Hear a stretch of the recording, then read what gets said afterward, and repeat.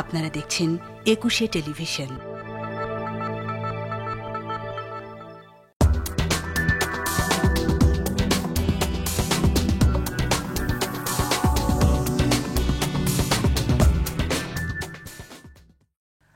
আমন্ত্রণ জানাচ্ছি প্রিয় দর্শক, 21 রাতে গত কয়েকদিনের ঘটনাগুলো যদি আমরা পাশাপাশি একটু রাখি তাহলে দেখতে পারবো যে নারীদের কাজে কি ভয়ঙ্করভাবে কোনো বাধার সৃষ্টি হচ্ছে, এই প্রশ্নটা উঠতে পারে। তার কারণ জয়পুরহাটে নারী ফুটবলারদের ম্যাচে যেভাবে বাধা দেওয়া হলো, দিনাজপুরেও একইভাবে বাধা দেওয়া হলো।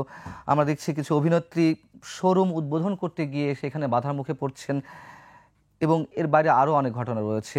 কেন এমনটা ঘটছে এবং যেই অন্যতম লক্ষ্য রেখে বৈষম্য বিরোধী একটা চেতনা থেকে গণ অভ্যুত্থানের সৃষ্টি হয়েছিল, সেই অভ্যুত্থান পরবর্তী এই সমাজে কেন এমনটা ঘটবে, আমরা এইসব বিষয় নিয়ে কথা বলবো। এই বিষয়ে আলোচনার জন্য আমাদের 21 স্টুডিওতে আজ উপস্থিত রয়েছেন মানবাধিকার কর্মী এবং খান ফাউন্ডেশনের নির্বাহী পরিচালক অ্যাডভোকেট রোকসানা খন্দকার, রয়েছেন বৈষম্য বিরোধী ছাত্র আন্দোলন অন্যতম সমন্বয়ক এবং জাতীয় নাগরিক কমিটির যুগ্ম আহ্বায়ক মনিরা শারমিন।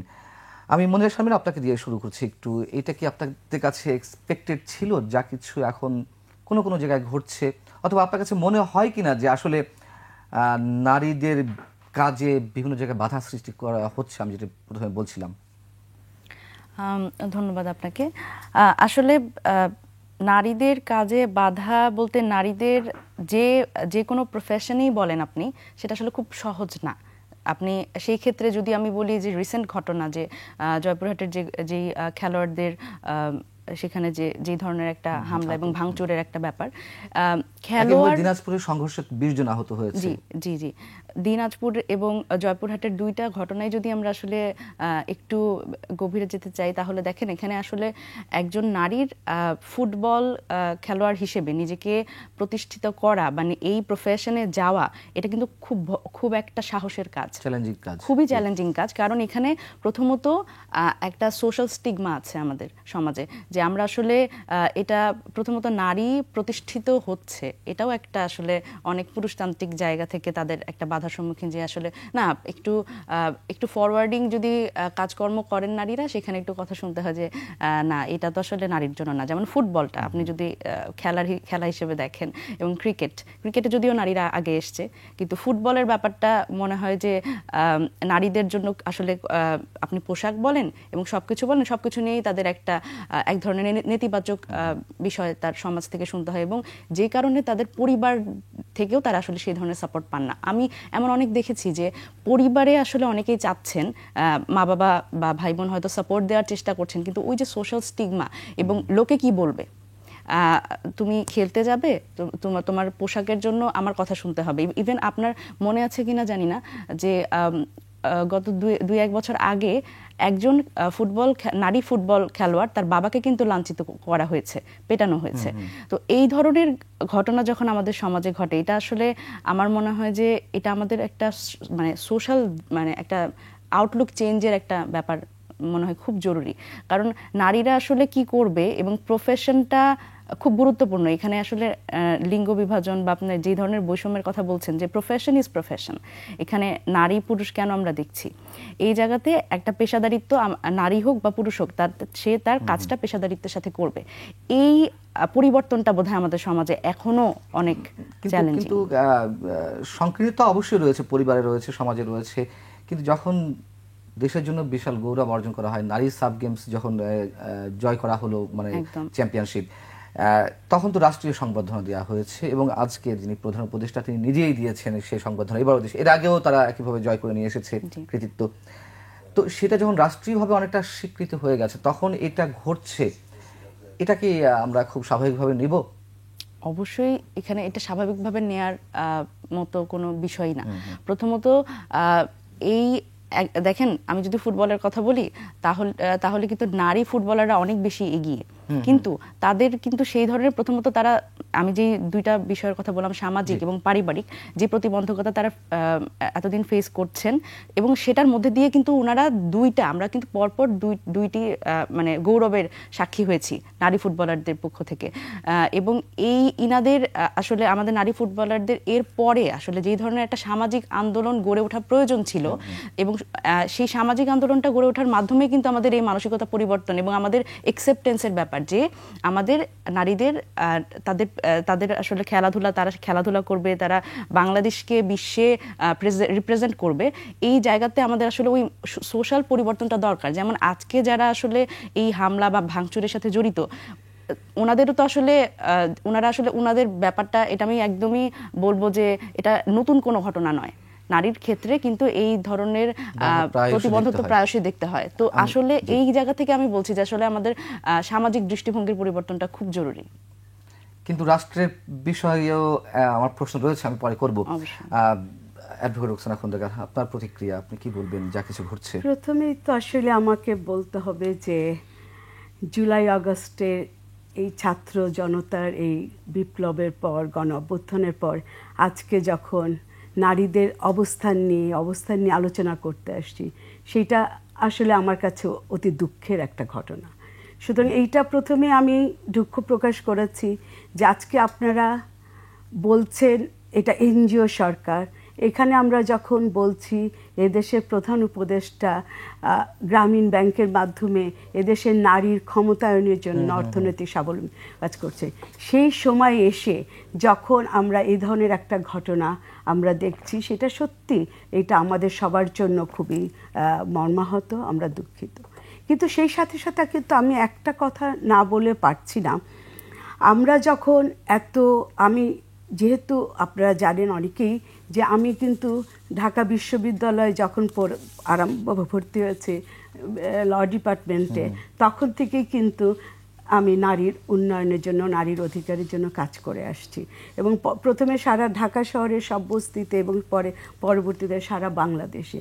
সুতরাং আজকে প্রায় 4 দশক ধরে আমি নারীর ক্ষমতা, নারীর অধিকার, নারী সমতা নিয়ে কাজ করছি, এবং এইটার জন্য আমার দেশে বিদেশে বিভিন্ন জায়গায় যাওয়ার সেই আমার সুযোগ হয়েছিল। নারীরা অনেক বাধা পেরিয়ে অনেক জায়গায়, কিন্তু একটা পর্যায়ে কিন্তু আমাদের নারীরা এসছে। এই দেশের নারীরা কিন্তু, আমি যখন এই সাউথ এশিয়া বলবো, আমি যখন সারা বিশ্বে বলবো, এদেশের নারীর অবস্থান কিন্তু অনেক উচ্চতায় উঠে গেছিল। এই কথা কিন্তু সবাইকে মানতেই হবে।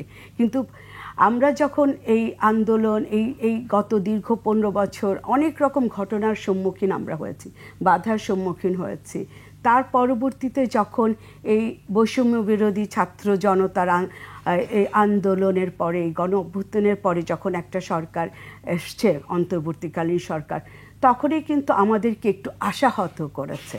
আশাহত আমি এই কারণে বলবো যে যখন অনেক সময় প্রশ্ন করা হয়, আলোচনা করা হয় যে অনেক অভ্যুত্থানে, বাংলাদেশে অনেক অভ্যুত্থান কিন্তু আমরা দেখেছি। 52 অভ্যুত্থান, 69 অভ্যুত্থান, 90 অভ্যুত্থান, অনেক কিছু আমরা দেখে আসছি। আর স্বাধীনতার কথা তো না বলারই অপেক্ষা রাখে না। এই দীর্ঘ এত কিছু দেখার পরে যখন এই একটা আন্দোলনের, গণ অভ্যুত্থানের পরে যখন আসছে, তখন বলেছে যে এটার একটা বড় ব্যতিক্রম ছিল যে এই আন্দোলনে নারীরা অনেক অংশগ্রহণ করেছে, ছাত্রীরা অংশগ্রহণ করেছে, জনতার মধ্যে মা সন্তান নিয়ে তারা রাস্তায় নেমেছে। তার মানে ছাত্র জনতার মধ্যে নারীর সংখ্যা কিন্তু আমি বলবো যে অনেক বেশি আমার মনে হয়েছে। কিন্তু যখন অন্তর্বর্তীকালীন সরকার গঠন করা হয়েছে, তখন ছাত্রদের প্রতিনিধিত্ব যখন আসছে, আমরা কিন্তু নারী প্রতিনিধিত্ব দেখি নাই।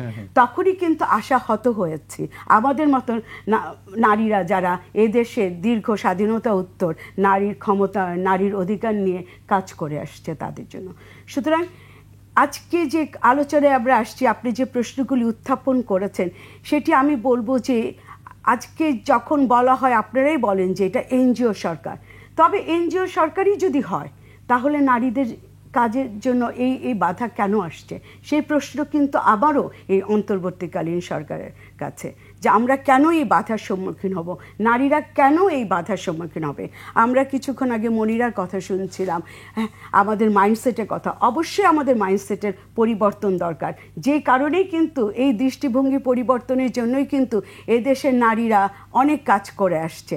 আপনারা দেখবেন যে সাউথ এশিয়া বা বিশ্বের অন্যান্য দেশের মধ্যে বাংলাদেশের নারীরা কিন্তু অনেক বেশি এগিয়ে, অনেক বেশি তারা কাজ করছে। সুতরাং অনেক সময় নারীকে, আমাদের দেশে নারীদেরকে কিন্তু রোল মডেল করা হয় অনেক বিশ্বে। তো সুতরাং সেই সময় এসে আমরা কি পিছিয়ে যাচ্ছি? এই প্রশ্নটা কিন্তু আমার কাছে সত্যি আজকে প্রশ্ন হয়ে দাঁড়িয়েছে। আপনি যে কথা বললেন যে এনজিও সরকার, অনেকে ব্লেম করে এইভাবে, কিন্তু সেই এনজিও সরকারের উপদেষ্টা পদে যেমন ছাত্র প্রতিনিধিদের মধ্য থেকে নারী নেই কোনো, যেহেতু নারীরা আরো বেশি ঝুঁকির মধ্যে থেকেই গণঅভ্যুত্থানের শরিক হয়েছিল, তাই না? আবার পাশাপাশি এটা হচ্ছে সেই এনজিও, কিছু এনজিওতে নেতৃত্ব দানকারী 3 জন নারী সম্ভবত রয়েছেন এই উপদেষ্টা পরিষদে। একজন শারমিন মুর্শিদ ব্রতির, আরেকজন ফরিদা আক্তার, আরেকজন রয়েছেন গ্রামীণ ব্যাংকের ব্যবস্থাপনা পরিচালক সম্ভবত, আমার যে ভুল না হয়ে থাকে। তো তারা থাকতে কেন এগুলো এতটা মানে আমরা একটু দেখছি উদাসীন কিনা, মানে যে ঘটনাগুলো একের পর এক ঘটছে? এইটা তো তারাই বলতে পারবে, তারা উদাসীন কিনা সেটা তো আমি বলতে পারবো না। কিন্তু আমরা কাজ করতে যে জিনিসগুলি আমাদের চোখের সামনে ভেসে আসছে, সেই জিনিসগুলি কিন্তু আমরা গ্রহণ করতে পারছি না, সেটাই শুধু আমি বলবো। তাদের উদাসীনতা, তাদের কাজের চাপ বেশি কিনা সেটা তো তারাই বলতে পারবে। এগুলি প্রশ্নের উত্তর আমার মনে হয় তাদেরকেই দিতে হবে। মনিরা শারমিন, আমি একটা প্রশ্ন সরাসরি করতে চাই। জয়পুরহাটে যে ঘটনাটা ঘটলো, এটা মঙ্গলবারের ঘটনা। বুধবারও দিনাজপুরে 20 জন আহত হয়েছেন একই রকম একটি ফুটবল ম্যাচকে কেন্দ্র করে, নারী ফুটবল ম্যাচ।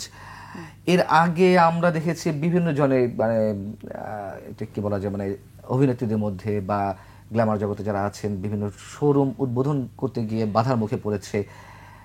নারী কাজ করবে, নারী যে কোনো জায়গায় অতিথি হয়ে যাবে, যেমন আপনি আসছেন অতিথি হয়ে, এখন কেউ যদি আপনাকে কেউ বাধা দেয় যে টেলিভিশনে মুখ দেখানো যাবে না, বা খন্দকার মানে রুকসানা খন্দকারকে কেউ যদি বাধা দেয়, সেটা তো আমরা টলারেট করতে পারবো না। কিন্তু আমার প্রশ্ন যেখানে, আপনারা কেন চুপ করে আছেন? বৈষম্য বিরোধী ছাত্র আন্দোলন যারা রয়েছেন তারা কেন এই ভয়েসটা এখনো পর্যন্ত রেইজ করেননি? আমি জানি না, আমার চোখে পড়েনি।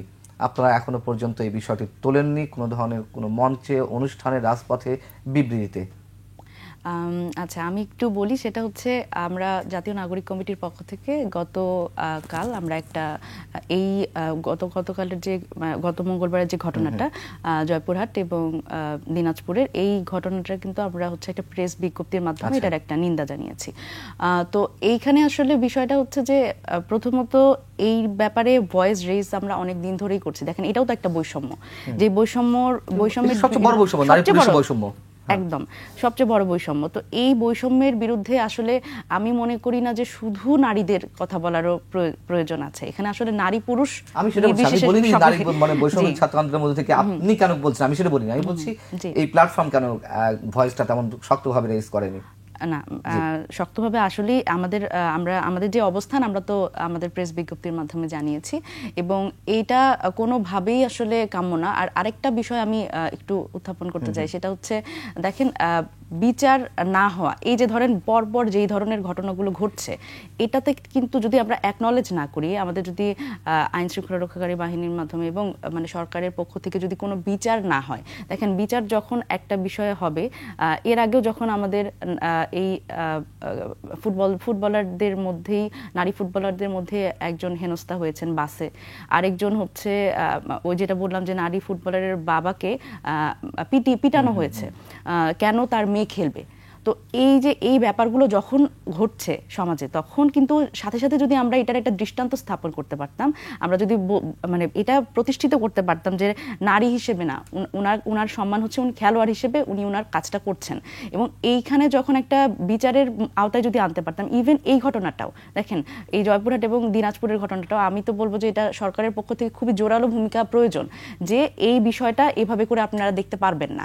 এটা হচ্ছে একটা স্টেটে এই মানে সবাই নিজের পেশাদারিত্ব অনুযায়ী নিজের কাজের স্বীকৃতি পাবে। এবং দেখেন, এই আমাদের জন্য এইটা কিন্তু অনেক বড় একটা, যদি এই বিচারটা না হয় বা এই ধরনের ব্যাপারে যদি আমাদের সরকারের পক্ষ থেকে কঠোর কোনো পদক্ষেপ না আসে, তাহলে দেখেন আমাদের কিন্তু সমাজে যেই নারীরা, আপনি বলেন নতুন করে কি কোনো নারী খেলোয়াড় তৈরি হবে?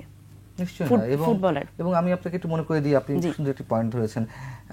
সেখানকার যে টিমগুলো কাজ করার কথা, মানে খেলাধুলার সাথে, সম্ভবত মিস্টার মিলন, কোচ এই নারী ফুটবল টিমের, তিনি বলছেন যে অনেক ঘাত প্রতিঘাতের মধ্য দিয়ে আমরা 100 খেলোয়াড় তৈরি করেছি, নারী খেলোয়াড়। তাদের মধ্যে বেশ কয়েকজন জাতীয় দলে গেছে, বেশ কয়েকজন এখনো আমাদের সাথে খেলছে। এবং তাদের মধ্যে ট্রমাটাইজ সিমটম দেখা যাচ্ছে বা অনেকের মধ্যে ট্রমা সৃষ্টি হতে পারে, আপনি যে কথাটা বলছেন। তো সে কথা তো তারা নিজেরাই বলছে, তাহলে এর থেকে কিভাবে আমরা বেরিয়ে আসবো এবং সরকারের পক্ষ থেকে উদ্যোগ কি আমরা যথাযথভাবে দেখছি? অবশ্যই যথাযথভাবে দেখছি না, তবে আমার মনে হয় যে সরকারের পক্ষ থেকেও এই মেসেজটা আসলে দেয়া দরকার যে এই ধরনের ঘটনা কিন্তু মানে it should be the end here, মানে এরপরে যাতে আর না হয়, মানে এই ধরনের ঘটনা যে কোনোভাবেই অ্যাকসেপ্টেবল না। এবং আমরা এই যে আপনারা যাই বলেন যে এই সরকারকে এনজিও সরকার, দেখেন এনজিওরা মানে যদিও একটু রিডিকিউল করে মক করে বলা হয়, দেখেন এই এনজিওর মাধ্যমে কিন্তু নারীদেরও কিন্তু আসলে অনেক ফ্রন্ট বেজে নিয়ে আসার জন্য একটা প্রচেষ্টা এবং একটা আন্দোলন আমরা কিন্তু আমাদের সমাজে দেখতে পেয়েছি। এখন এমন একটা সময় ছিল যে নারীরা সাইকেল চালাবে, এটাও কিন্তু সম্ভব ছিল না, কল্পনার বাইরে ছিল, কিন্তু সেই জায়গা থেকে কিন্তু সেই আন্দোলনটার মাধ্যমে এটা কিন্তু আমরা এখন মোটামুটি রেগুলারাইজ করতে পেরেছি, জেনারেলাইজ করতে পেরেছি। তো নারীদের পেশার ক্ষেত্রে সে কোন পেশাটা বেছে নেবে এবং সে খেলোয়াড় হবে অবশ্যই। এবং আপনি যদি আরেকটা ছোট্ট জিনিস আমি একটু মেনশন করি, সেটা হচ্ছে দেখেন আপনি খুব বেশি দেখবেন না যে নারী ধারাভাষ্যকার, নারী ক্রীড়া সাংবাদিক, এই বিষয়গুলো যে নারী কেন খেলার মাঠে যাবে। কিন্তু নারী, আপনি সাংবাদিক শব্দের উচ্চারণ করে ভালোই করেছেন, এর মধ্যে আবার বিভিন্ন জায়গায় কিন্তু নারী সাংবাদিকদের বাধার মুখে পড়তে হয়েছে যে মেয়ে মানুষ কেন এলো নিউজ কভার করতে। জি, এবং মেয়ে মানুষ কেন খেলার মাঠে এসে নিউজ কভার করতে যাবে। তো মানে আমাদের আসলে এই জায়গা থেকে আমার মনে হয় একটা সামাজিক আন্দোলন। এবং আরেকটা ছোট্ট ঘটনার উল্লেখ করি, সেটা হচ্ছে ময়মনসিংহের কোনো একটা জায়গায়, তো সেখানে হচ্ছে একটা নারীদের জন্য সেখানে একটা স্কুল আছে, স্কুল থেকে ওনারা উদ্যোগ নিয়েছেন যে ওখানে আসলে নারীরা ফুটবলের জন্য ওনারা খুব আগ্রহী। তো সেই স্কুল থেকে হচ্ছে জাস্ট মাত্র 5,000 টাকা হয়তো একটা বেতন কোচের। তো তারপরে হচ্ছে সেই নারীরা খেলবেন এবং কিন্তু ওনাদের জন্য একটা সুন্দর মাঠ পর্যন্ত মাঠ নাই, তারপরে হচ্ছে ওনাদের যে খেলার সরঞ্জাম সেই সরঞ্জামও নাই। তাহলে আমাদের আসলে কোন জায়গা থেকে, দেখেন আপনি যদি এখন ক্রিকেটের কথা বলেন, অনূর্ধ্ব 13, তারপরে যতগুলো আসলে সেক্টর আছে, একদমই ছোট বয়স থেকে কিন্তু একটা ছেলে চিন্তা করতে পারে যে আমি খেলোয়াড় হব। নারীদের এই চিন্তা করার ব্যাপারটা আসলে কোথা থেকে? স্কুল থেকে আসতে হবে, বা আমাদের কারিকুলামের মধ্যে এবং এক্সট্রা কারিকুলার অ্যাক্টিভিটিজের মধ্যে যদি আমরা ওই জায়গাগুলোতে নারীদের জন্য আরো সহজ করে না দিই, এবং নারীদের জন্য কোচ থাকবে, নারীরা চাইলেই খেলোয়াড় হওয়ার স্বপ্ন দেখতে পারবে, তো ওই জায়গা থেকে যদি, এবং তাদের খেলার সরঞ্জাম থাকবে প্রত্যেকটা স্কুলে এবং কলেজেও তার এই স্পোর্টস বিষয়ক আমার মনে হয় যে খুব বেশি সাবজেক্ট বিশ্ববিদ্যালয়ে নাই। আমাদের এই বিষয়ে আরো বেশি উদার হওয়ার মানসিকতা তৈরি করতে হবে। এবং নারীরা যাতে সহজ, আমরা খালি বারবার করে বলছি যে নারীরা কি এই ধরনের ঘটনায় বিমুখ হয়ে যাবে কিনা, কিন্তু আমাদের আসলে নারীদের এই পর্যন্ত আসার রাস্তাটাই কতটা সহজ, এটাও তো একটা প্রশ্ন। সহজ তো নয়, সেই সহজের পথে আবার বাধা কাটা দেখছি আমরা নতুন ভাবে। রুকসানা খন্দকার, খেলাধুলা কি সংবিধান পরিপন্থী? আমি এই প্রশ্ন করছি খুবই সেন্সিটিভ জায়গা থেকে। জয়পুরহাটের আক্কেলপুরের যে ঘটনা, সেখানকার ইউএনও উপজেলা নির্বাহী কর্মকর্তা, আমার নাম আমি বলতে শাই ফিল করছি, মঞ্জুরুল আলম, তিনি বলেছেন, তার কাছে যখন জিজ্ঞাসা করা হলো যে এই ঘটনায় কি উদ্যোগ নিয়েছেন বা কেন এটা করা হলো, আমরা যতটুকু জেনেছি যে তিনি ইন্ধন দিয়েছেন ওখানকার যারা বাধা সৃষ্টি করেছে তাদেরকে বলেছে আপনারা মানববন্ধন করুন। মানববন্ধন করার পরে যখন নারীরা সাহসের সাথে খেলার মানে উদ্যোগ গ্রহণ করলো বা যারা আয়োজক কমিটি তারা তাদের কার্যক্রম চালিয়ে যেতে লাগলো, পরবর্তীতে এসে হামলা, টিনের বেড়াটা ভেঙে ফেললো। এবং তারপরে যখন ইউএনের কাছে জিজ্ঞেস করা হলো যে এই ঘটনা ঘটছে আপনি কেন চুপ করে আছেন, তিনি বলেন যে এটি সংবিধান পরিপন্থী কিনা এবং দেশীয় সংস্কৃতি আমাদের এটি পারমিট করে কিনা খতিয়ে দেখতে হবে। আমি এই কথার উত্তরে কি বলবো আমি বুঝতে পারছি না, কারণ আমার কাছে নিজে তো সংবিধান নিয়ে নাড়াচাড়া করেন, আপনি আইনজীবী, আমি তো আমরা মূর্খ মানুষ, আপনার কাছে জানতে চাই। না, আমি বুঝতে পারছি না যে আমরা কি আবার নতুন করে সব আরম্ভ করতে যাচ্ছি? আমরা যে তাহলে এত বছর, এই যে একটু আগে যে বললো যে নারীদের খেলাধুলার কথা বলছেন, নারীদের খেলাধুলা তো আজকেই না, বেশ কিছুদিন থেকে আরম্ভ হয়েছে, খেলছে নারীরা, খেলছে, তারপরে তারা জয়ী হয়ে আসছে, তাদেরকে বিভিন্ন রাষ্ট্রীয় সংবর্ধনাও দেওয়া হচ্ছে। তো আজকে এই প্রশ্ন কেন উত্থাপন হবে? তার মানে কি আমরা আবার পিছন দিকে ফিরে যাচ্ছি কিনা, এই প্রশ্ন কিন্তু আমাকে সত্যি ভাবিত করে তুলছে আজকে। যে আমরা দীর্ঘ মাইন্ডসেটের কথা বলেছে, আমাদের দেশে মাইন্ডসেট কিন্তু পরিবর্তন অনেক হয়েছে, না হলে আজকে আমরা সারা বিশ্বে আমাদের দেশের নারীদেরকে কিন্তু রোল মডেল বলা হয়। কেন? কারণ এই সম অধিকার নারীরা তো পেয়েছে। আরেকটা জিনিস আমি খুব পরিষ্কারভাবে বলতে চাই, সেটা হচ্ছে একই জায়গায় একজন নারী পুরুষ যখন থাকে, নারী কিন্তু অনেক বেশি তাদের কনফিডেন্স আছে, তারা অনেক বেশি যোগ্য, কারণ তাদের অনেক বাধা বিপত্তি পার করে কিন্তু এই জায়গায় আসছে। তো সুতরাং যারা খেলতে আসছে, যারা এখন খেলছে, তারা কিন্তু অনেকভাবে এই পার হয়ে, অনেক বাধা বিপত্তি পার হয়ে কিন্তু আজকে এই পর্যায়ে আসছে। সুতরাং আজকে যেখানে আমরা আছি, আমি একটা কথাই বলবো যে এই বিচার যদি আমাদের না হয়, তাহলে কিন্তু আমরা আবারও পিছিয়ে যাব। আমরা যতই গণ অভ্যুত্থানের কথা বলি, বিপ্লব নাকি বলি, সেটাই বলি কিনা, কিন্তু আমরা সেগুলি কিছুই হবে না। আজকে আমি দেশের একজন জনগণ হিসাবে আমি বলছি, আজকে জনগণ কোথায়? আজকে যারা আন্দোলন করেছে কোথায়? আমরা কেন আমরা আজকে এই বৈষম্যের শিকার মেয়েরা হবে? কেন তারা খেলতে? যে সংবিধানের কোথায়? ইউনো সাহেব যদি বলতে চায় যেটা, তাহলে তাকে দেখাতে হবে। তাহলে সে ইউনো যদি এখন তার বিচার প্রয়োজন, সেটা কি আমরা আশা করতে পারি না? অবশ্যই এটা করি। তাহলে আমরা কোথায় যাচ্ছি? আমি কিন্তু এই একই প্রশ্ন বারে বারে আজকে এখানে এসে করে ফেলেছি, যে আমরা কোথায় যাচ্ছি? আমরা কি পিছন দিকে ফিরে যাচ্ছি? তার মানে কি আমরা চলতে পারবো না এই দেশে? এদেশে নারীরা এই এত অর্জন, নারীদের অনেক অর্জন। আমি তো আজকে আপনার এই আলোচনায় নারী রাজনৈতিক ক্ষমতায়ন নিয়ে কথা বলছি না, আরেকদিন হয়তো যদি সুযোগ হয় আমি আপনাদের সাথে বলবো। কারণ আজকে আমরা যখন আরম্ভ করেছি, প্রথমে কি হয়েছে, আমাদের স্বাধীনতা উত্তর পরবর্তী যখন নারীদের জন্য কাজ আরম্ভ হয়েছে, সরকারের পাশাপাশি কিন্তু বিভিন্ন বেসরকারি প্রতিষ্ঠান নারীদের উন্নয়নের জন্য কাজ আরম্ভ করেছে, এবং সেখানে কয়েকটি জিনিস খুবই গুরুত্বপূর্ণ ছিল, যার নারীকে যদি আমরা কারণ আমাদের সংবিধান, সেই সংবিধানে কিন্তু নারী পুরুষের সমান অধিকারের কথা বলেছে। আমি যখন ভোট দিব, আমার ভোট আর আপনার ভোট কিন্তু একটাই, আপনার কিন্তু ডাবল ভোট না। তো সুতরাং সংবিধান বরঞ্চ নারীকে একই পর্যায়ে নিয়ে গেছে।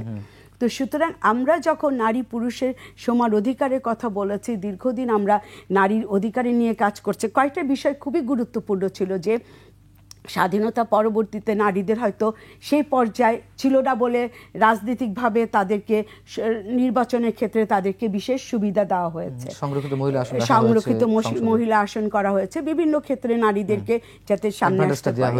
এবং সেই ক্ষেত্রে নারীর শিক্ষা, অর্থনৈতিক স্বাবলম্বী, সামাজিকভাবে তাদেরকে একটা অবস্থানে আনা হয়েছে, এবং নারীরা কিন্তু ইতিমধ্যে কিন্তু সেই অবস্থানে আছে। কিন্তু একটা জায়গায় নারীরা পিছিয়ে ছিল, সেটি ছিল রাজনৈতিক ক্ষমতায়ন। কারণ রাজনৈতিক ক্ষমতায়নে যদি সিদ্ধান্ত গ্রহণে যদি আমরা নারীকে না আনতে পারি, তাহলে কিন্তু আমরা সেই সম অধিকারের কথা বা সমতার কথা কিন্তু আমরা করতে পারবো না। বাংলাদেশ রাষ্ট্রীয়ভাবে আমাদের যত আন্তর্জাতিক সম্মেলন হয়েছে, যত সনদ হয়েছে, সব কিছুতে কিন্তু আমরা সিগনেচার করে আসছি নারী পুরুষের সমান অধিকারের জন্যই। তো আজকে এই বৈষম্য যখন আসছে, সেটা যদি এই অন্তর্বর্তীকালীন সরকার যদি কঠিন হস্তে দমন না করে, আমি তো বলবো যে এখানে আমাদেরকে চিন্তা করতে হবে এই আন্দোলন আমরা সামনের দিকে কিভাবে এগিয়ে নিয়ে যাব। এদেশের নারী ছাত্র জনতা তারা কিভাবে দেখবে? নারীর এই যে সন্তানরা, এই যে যারা খেলছে, তারা তো আমাদেরই সন্তান, তারা তো বাইরে থেকে কেউ আসে নাই। কোনো বলবে না যে আমরা প্রতিবেশী দেশ আমাদের সাথে শত্রুতা করছে, তাদের নারীরা সেই জন্য আমরা করছি, সেটাও তো তারা বলতে পারবে না। আমাদের সন্তানরা আজকে এই অবস্থায়, সেটা তো আমাদেরকে নিতে হবে। সেই বিচার যদি না পাওয়া যায়, তাহলে কিন্তু এইভাবেই চলতে থাকবে। তখন কিন্তু এক অভ্যুত্থান পাড়িয়ে কি আমরা আরেক অভ্যুত্থানের দিকে যেতে থাকবো? Valid question. আমরা আলোচনা ফিরবো একটা ছোট্ট বিরতি পর। দর্শক ফিরছে খুব শিগগির।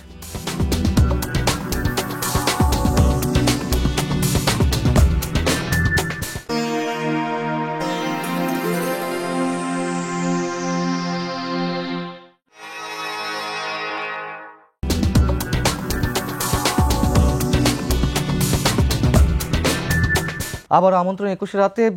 আপনারা জানেন প্রিয় দর্শক যে বিভিন্ন স্থানে নারী ফুটবলাররা যে বাধার মুখে হচ্ছে, পাশাপাশি নারীরা বিভিন্নভাবে তাদের কাজকর্মে বাধাগ্রস্ত হচ্ছেন। সেই বিষয় নিয়ে আলোচনা করছি। কেন তারা বাধার সম্মুখীন হচ্ছে, উত্তরণের উপায় কি, বিষয়ে আলোচনার জন্য আমাদের সঙ্গে রয়েছেন অ্যাডভোকেট রোকসানা খন্দকার, মানবাধিকার কর্মী এবং খান ফাউন্ডেশন নির্বাহী পরিচালক, রয়েছেন জাতীয় নাগরিক কমিটির যুগ্ম আহ্বায়ক মনিরা শারমিন। মনিরা শারমিন, আমাদের প্রধান উপদেষ্টা একটি বিবৃতি দিয়েছেন এই ঘটনাগুলোকে কেন্দ্র করে। তিনি নিন্দা জানিয়েছেন। শুধুমাত্র নিন্দার মধ্য দিয়েই সীমাবদ্ধ থাকলে হবে? যেহেতু এটা সর্বোচ্চ পর্যায় থেকে অ্যাড্রেস করা হয়েছে, প্রধান উপদেষ্টা নিজে কনসার্ন। কিন্তু আমি যে বিষয়টি বলছিলাম যে একজন ইউনো এখন সংবিধানের দোহাই দিয়ে বছরের পর বছর স্বৈরতন্ত্র কায়েম করা হবে, সংবিধানের দোহাই দিয়ে অনেক কিছু লোটপ্লট করে দেওয়া হবে, সংবিধানের দোহাই দিয়ে এখন নারীদের পথ আটকে রাখার চেষ্টা করেছে। তাও যদি সংবিধানের ন্যূনতম কিছু থাকতো, তা তো নেই। তাহলে সেই ইউনোর বিরুদ্ধে কেন ব্যবস্থা নেওয়া হচ্ছে না? এমনি যারা বাধা দিয়েছেন তাদের বিষয়ে তো অবশ্যই করণীয় কিছু রয়েছে। আর একজন ইউনো সরকারি কর্মকর্তা, তিনি যদি এইভাবে বলেন, তাহলে আসলে মানে ঘটনাগুলো আসলে কোত্থেকে ঘটছে?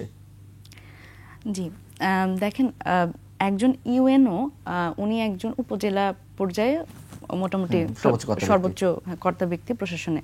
তো সেই জায়গা থেকে উনার দায়িত্ব আসলে কি ছিল?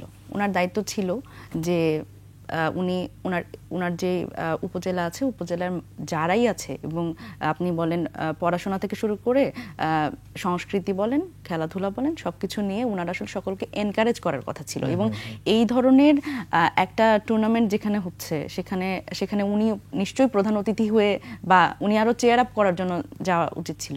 সেখানে যখন এই ধরনের একটা ঘটনা ঘটলো, এই ধরনের একটা ন্যাক্কারজনক ঘটনা ঘটলো, সেখানে উনি আবার মানে যারা আসলে এই ঘটনার সাথে জড়িত তাদের আবার একটা পেট্রোনাইজ করছেন। তো আলটিমেটলি অবশ্যই আমি এখানে বলবো যে উনাকেও আসলে এটার জবাবদিহিতার আওতায় আনতে হবে। কারণ এই ধরনের কথাবার্তা, এই ধরনের, দেখেন ওই উপজেলায় বা ওই জেলায়, জয়পুরহাটের ওই আক্কেলপুর উপজেলায়, ওই জায়গায় আমি একটু আগেও এটা মেনশন করেছি, ওই জায়গায় যারা আসলে যে খেলোয়াড়দের দেখে অন্যান্যরা এনকারেজড হতো যে না আমিও আসলে খেলোয়াড় হব, তারা কি এই সাহসটা আর করবে? তারা এই সাহসটা করবে না। তার পরিবার কি তাকে সহজভাবে এই জায়গাতে আর উৎসাহ দিবে না। তো এই জায়গা থেকে শুধু সেটা না, ভাঙচুরের সময় ছোট ছোট বাচ্চাদের দিয়েই হামলাগুলো করানো হয়েছে। যারা এই হামলা পরিকল্পনাকারী বা যারা এটা করেছে, ছোট ছোট বাচ্চাদেরকে সামনে এগিয়ে দেওয়া হয়েছে।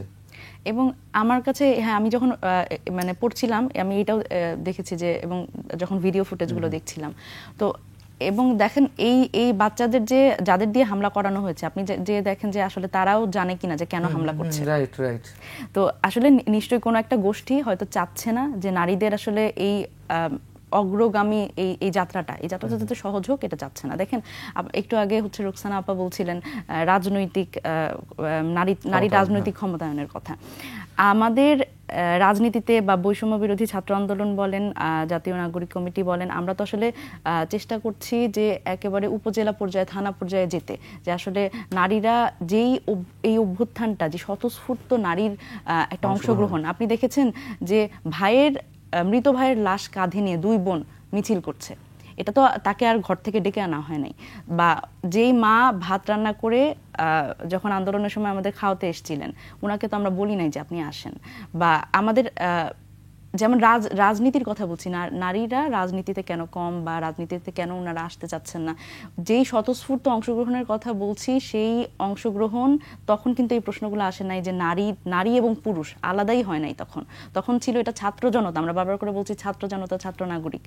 তো সেই জায়গা থেকে এই যে মানে যেই মানুষগুলা, যেই নারীরা আসলে ঘরের ভেতরে ঢুকে গেল, কেন আর বের হচ্ছে না? দেখেন, যারা রাজনীতিবিদদের কথা যদি বলি, যে নারীরা যখন রাজনীতিতে আসে তাকে কিন্তু আসলে ভালো চোখে দেখা হয় না সামাজিকভাবে। যে রাজনীতি কেন করবে? তোমার কি দরকার রাজনীতি করার? তোমার কি টাকা পয়সার অভাব আছে? ধরেন পরিবার থেকে এই ধরনের কথাবার্তা, তোমার কি টাকা পয়সা লাগবে? তোমার কেন কি লাগবে?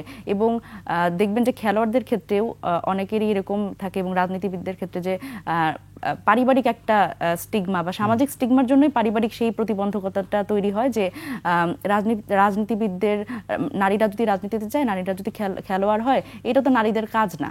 তো এইখানে দেখা যাবে মেয়ে বিয়ে দেওয়া যাবে না।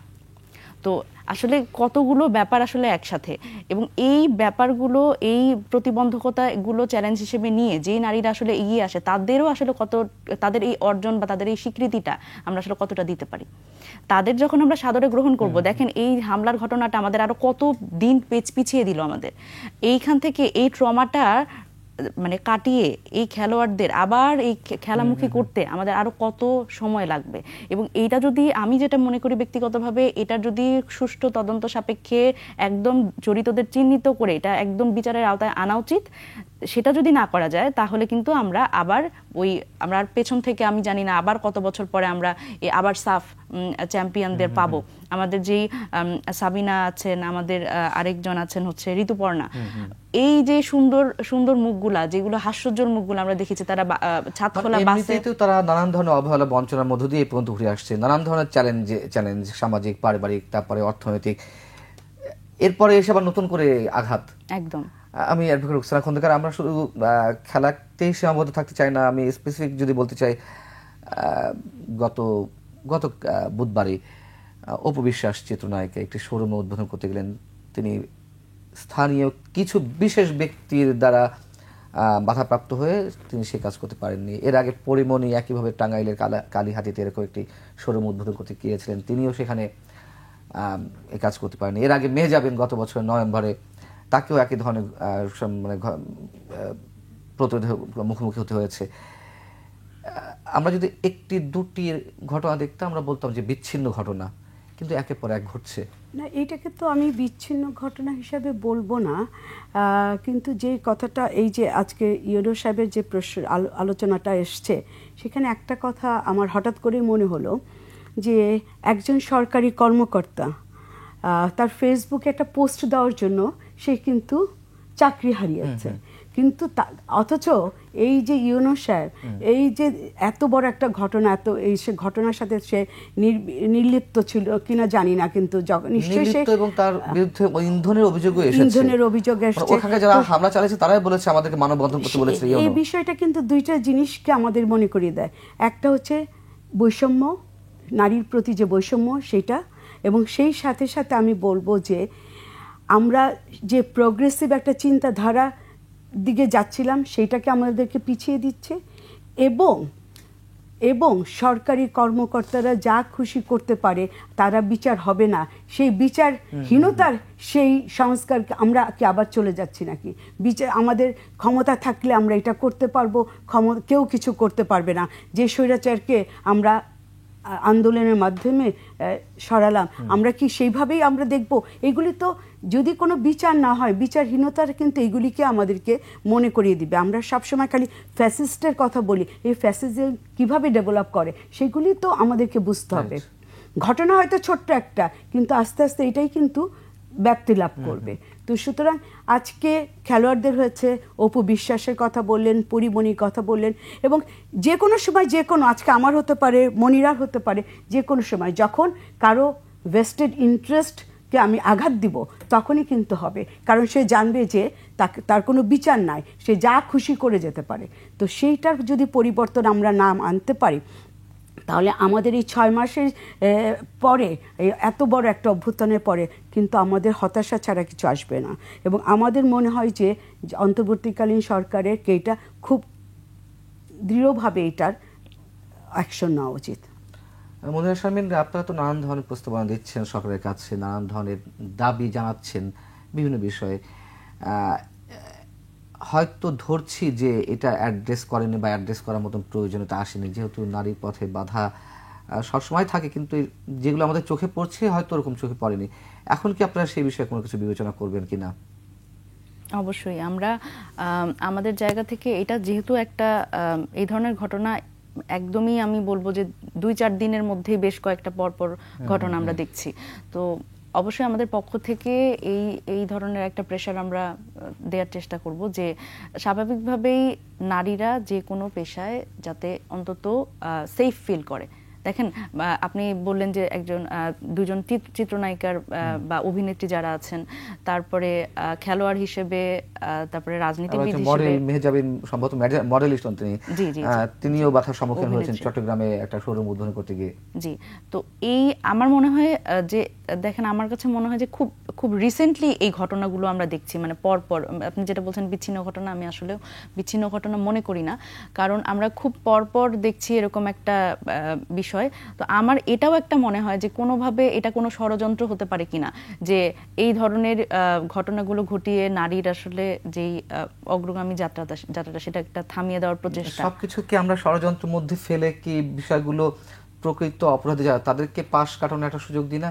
যেমন আমি আর এখানে আর সেই বিতর্কে যেতে চাই না, একটা বিশেষ জায়গায় কিন্তু একটা বিশেষ দল মাইকিং করে বৈঠক করে মসজিদে বৈঠক করে এই প্রতিরোধের ঘটনাগুলো ঘটিয়েছে জয়পুরহাটে। জি জি, তাহলে এই ষড়যন্ত্রটা আমি কার কাজে দেব? না, ষড়যন্ত্রটা অবশ্যই এই যে যারা মাইকিং করছে, মানে তাদেরও তো, তাদের কাছেও কিন্তু দায় বর্তায়। এবং শুধুমাত্র তারা না, এবং এই যে তারা যে আসলে এই কাজগুলো করে পার পেয়ে যাচ্ছে, এই কাজগুলো করে যে আসলে কোনো বিচারের আওতায় আসছে না। আমি রোকসানা আপুর সাথে একদমই একমত যে এই যিনি ইউএনও আছেন, উনি যদি, ওনাকেও যদি কোনো বিচারের আওতা না আনা হয়, তাহলে উনি তো এইটা এরপরে আবার করতেই থাকবেন, এবং অন্যান্যরাও তো এটা দেখে এনকারেজ হবেন যে এই ধরনের কাজ আমি করলেও আমার কোনো অসুবিধা নেই। দেখেন সরকারি চাকরি যারা করেন এবং প্রশাসনে যারা থাকেন, তাদের কিন্তু একটা মাইন্ডসেট আছে। সেই মাইন্ডসেটটা এরকম যে আমি যাই করি আমার চাকরি তো যাবে না। সরকারি চাকরি পাওয়া যেমন কঠিন, যাও সেরকম কঠিন, তো আরো কঠিন। তো এই ধরনের মাইন্ডসেট থেকে আসলে আমাদের বের হয়ে আসতে হবে, যে মানে ওনাদেরও এটা বুঝতে হবে যে ওনাদের যা খুশি তাই ওনারা করতে পারেন না। মানে প্রশাসনে শাসন কথাটা আছে বলে যে আসলে ওনারা সেবামূলক কাজ থেকে শাসনে চলে যাবেন, নিজেদের একটা শাসক পর্যায়ে নিয়ে যাবেন, এটাও আসলে ভাবার কোনো অবকাশ নাই। এই মেসেজটাও কিন্তু আসলে প্রশাসনের যারা আছেন, তো তাদের আমি আসলে এই আহ্বানও জানাতে চাই যে আসলে এই জায়গাগুলোতেও অ্যাড্রেস করা দরকার। শুধুমাত্র বিচার যারা হামলা করেছে, শুধুমাত্র তাদের দায় তা না, কিন্তু যারা আসলে এটাকে প্যাট্রোনাইজ করলো তাদেরও অবশ্যই দায় আছে এখানে। সেই সাথে সাথে একটা জিনিস কিন্তু খুবই গুরুত্বপূর্ণ, সেটা হচ্ছে যে রাজনৈতিক দলগুলির ভূমিকা, রাজনৈতিক সদিচ্ছা। আমি যেমন প্রশ্ন করলাম যে বৈষম্য বিরোধীরা কি করছে, তেমনি রাজনৈতিক দলগুলো বা তাদের ভূমিকাটা কি হবে। কারণ হচ্ছে যে জনগণ জানতে চায়, তারা নিজেদেরকে জনগণের প্রতিনিধি মনে করলে অবশ্যই জনগণ জানতে চায় যে এই সব ঘটনাগুলি হচ্ছে, এই ঘটনাগুলিতে রাজনৈতিক দলগুলি, যারা এখন রাজনৈতিক দল আছে, তারা কি ভূমিকা পালন করছে। শুধু অন্তর্বর্তীকালীন সরকারের উপরে দায় চাপিয়ে দিলে তো হবে না। রাজনৈতিক সদিচ্ছা না থাকলে এই ধরনের ঘটনা বন্ধ করা যাবে না, এটা কিন্তু আমাদের মনে রাখতে হবে। কারণ আমি যখন নারী রাজনৈতিক ক্ষমতায়ন নিয়ে কাজ করি, আমার কিন্তু সারা বাংলাদেশ ঘোরার সুযোগ হয়েছে, এবং আমি জানি না আপনারা অনেকেই জানে যে আমরা সারা বাংলাদেশে ইউনিয়ন পরিষদ, উপজেলা পরিষদ এবং জেলা পর্যায়ে নারী নেত্রীদের দিয়ে কাজ করি সারা বাংলাদেশে। সুতরাং আমার সেই অভিজ্ঞতা হয়েছে, এবং আজকে না, এটা আমি 3 দশকের বেশি, এবং অনেকে সংসদ সদস্য পর্যন্ত হয়েছে এই তৃণমূল থেকে। তো সুতরাং আমি এই পরিবর্তনগুলি দেখেছি, এবং এগুলির জন্য রাজনৈতিক সদিচ্ছা না হলে আমরা যতই উন্নয়নমূলক কর্মকাণ্ডের কথা বলি, যতই করাপশনের কথা বলি, যত কিছুই বলি না কেন, সেগুলি সম্ভব না। সেই কারণেই কিন্তু আজকে যে নির্বাচনের প্রশ্নটা আসছে, সেই কারণেই কিন্তু আসছে যে রাজনৈতিক দলগুলি যদি নির্বাচনের মাধ্যমে আসে, জনগণের কাছে জবাবদিহিতা করতে হয়। আজকে তো কেউ কোনো জবাবদিহিতার মধ্যেও আমরা পড়ছি না। কি করবে, কে বিচার করবে? রাজনৈতিক দলগুলি বলবে আমরা জানি না, অন্তর্বর্তীকালীন সরকার আমি জানি না তারা কি করছে।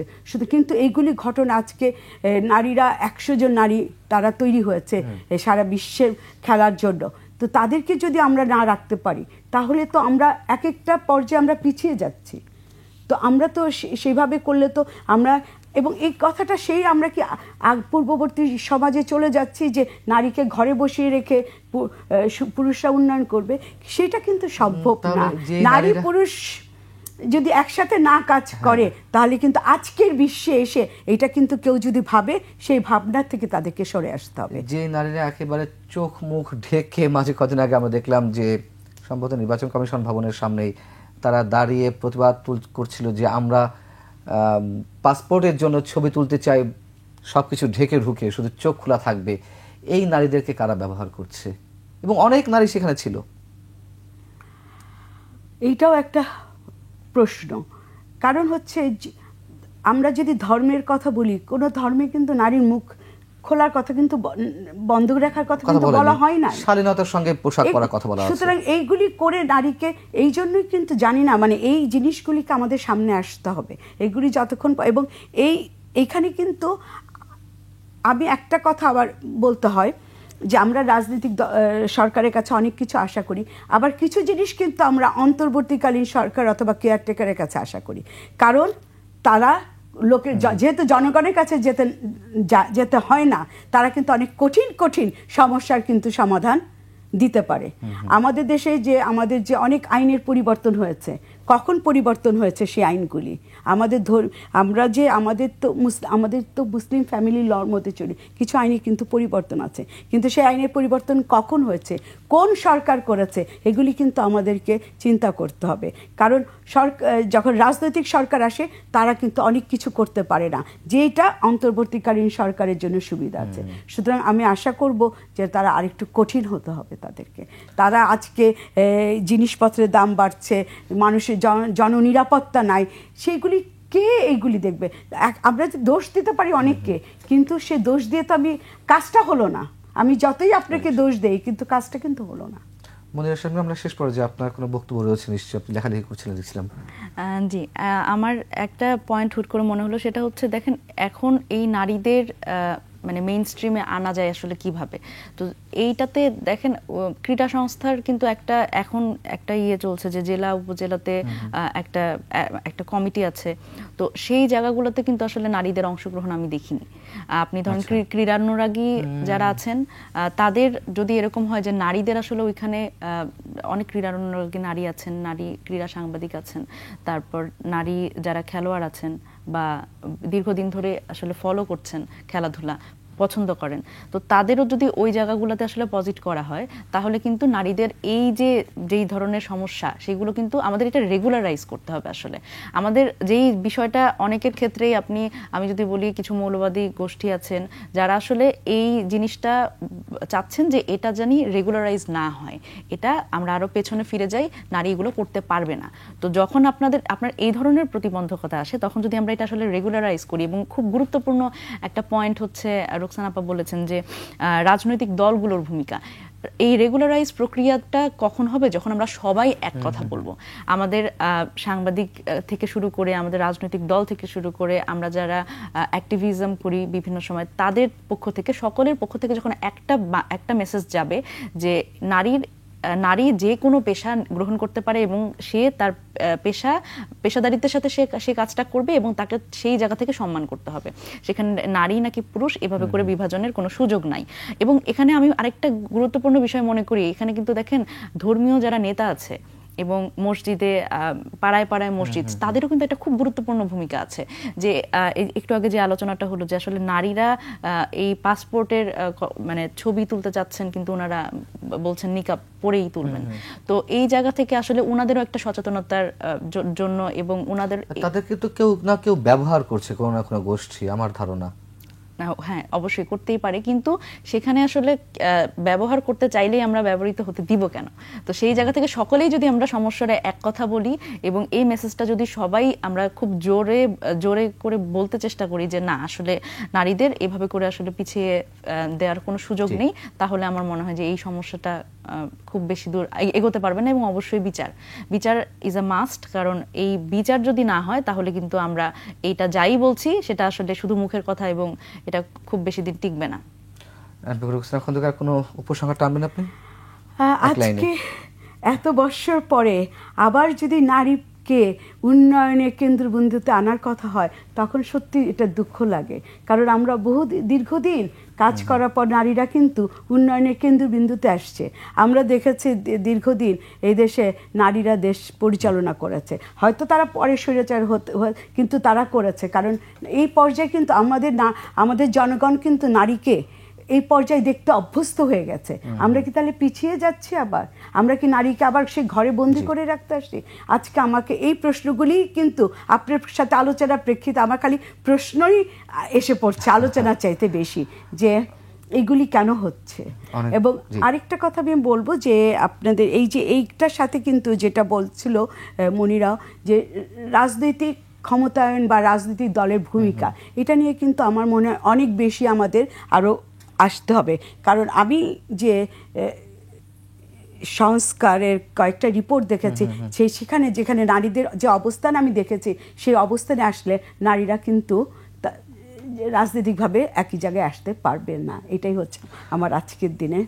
অনেক ধন্যবাদ অ্যাডভোকেট রুকসানা খন্দকার, ধন্যবাদ মনিরা শারমিন আপনাকে। দর্শক, শেষ করছি, এই একবিংশ শতাব্দীর মাঝামাঝি পর্যায়ে এসেও যদি এখনও আমরা নারীকে ঘরের মধ্যে বন্দি করে রাখার চেষ্টা করি, সেটি অবশ্যই আমাদের মুক্তিযুদ্ধ চেতনা বলি বা বৈষম্য বিরোধী আন্দোলনের চেতনা বলি, কোনো চেতনার সঙ্গে সঙ্গতিপূর্ণ নয়, বরং সেটি আমাদের জন্য ঘন ঘন অন্ধকারের ইঙ্গিতই বহন করে। এটুকুই আমরা সমস্যায় বলতে চাই।